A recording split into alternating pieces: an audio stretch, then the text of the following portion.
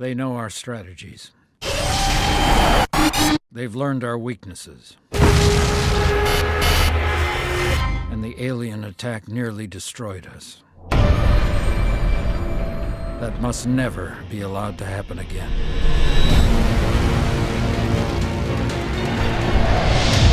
If we're going to survive, we need a new kind of soldier. One who doesn't think the way we think. Fear the things we fear.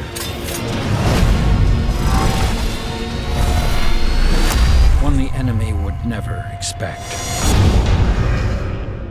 Welcome back to Kermode Uncut. Here's a question for you. Does it matter what authors think? The reason I ask is this, is a new movie out in cinemas at the moment, Ender's Game. I'm sure you're aware of it. Big science fiction movie, Harrison Ford, Ben Kingsley. And it's been variously billed as Harry Potter meets Star Wars, or Star Wars meets The Hunger Game. And it's an interesting film. It's not without flaws, but I think it's an interesting film which deals with some interesting ideas. Based on a novel by Orson Scott Card from the 1980s. Now, Orson Scott Card has been in the press quite a lot because he has pretty homophobic views. He's very, very opposed to a gay marriage. He's also opposed to the word homophobia. He finds the word homophobia offensive, almost as offensive it seems as he finds gay marriage, and this has caused a lot of problems. Some people have called for a boycott of Ender's Game, the movie, because of Orson Scott Card's opinions.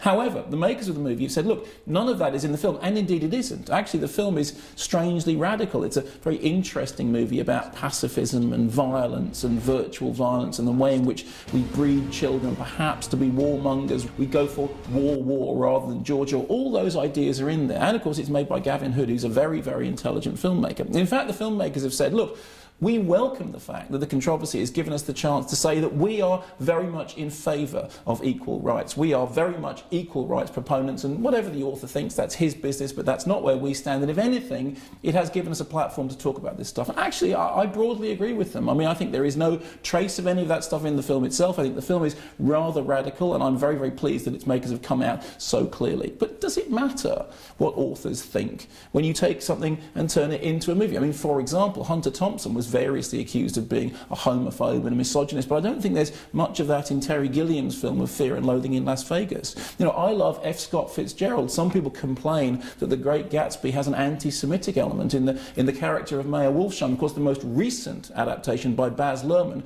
addressed that problem by changing Mayor Wolfsheim's heritage. And of course, Shakespeare himself, same thing. There are versions of Merchant of Venice that are made for the screen which specifically attempt to address and indeed undo the anti-Semitism or alleged anti-Semitism of the original text.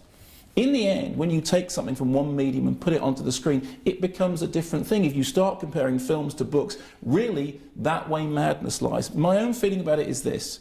Judge the film on its own terms. What does the film say? What does the film tell you? And listen to the filmmakers first, because in the end, as everyone keeps saying, when it comes to Hollywood, authors don't know nothing.